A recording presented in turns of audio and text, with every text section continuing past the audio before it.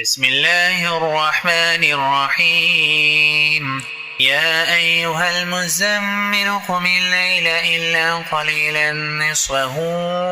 أو انقص منه قليلا أو زد عليه ورتل القرآن ترتيلا إنا سنلقي عليك قولا ثقيلا إن ناشئة الليل هي أشد وطئا وأقوم قيلا إن لك في النهار سبحا طويلا واذكر اسم ربك وتبتل إليه تبتيلا رب المشرق والمغرب لا إله إلا هو فاتخذه وكيلا واصبر على ما يقولون واهجرهم هجرا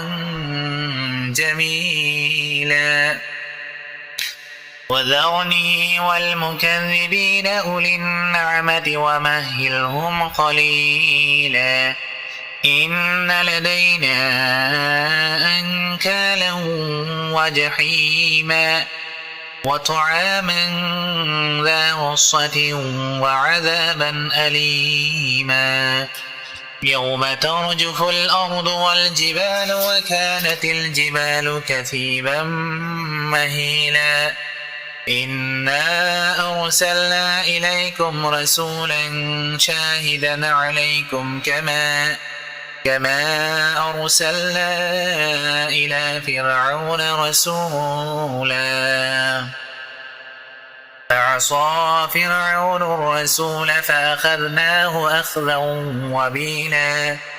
فكيف تتقون إن كفرتم يوما يجعل الولدان شيبا السماء منفطر به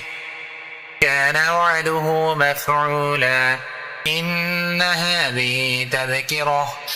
فمن شاء اتخذ إلى ربه سبيلا إن ربك يعلم أنك تقوم أدنى من ثلثي الليل ونصفه وثلثه وطائفة من الذين معك والله يقدر الليل والنهار علم أن لن تحصوه فتاب عليكم فاقرؤوا ما تيسر من القرآن علم أن سيكون منكم مرضى وآخرون يضربون في الأرض يبتغون من فضل الله وآخرون يقاتلون في سبيل الله فاقرؤوا ما تيسر منه وأقيموا الصلاة وآتوا الزكاة وأقرضوا الله قرضا حسنا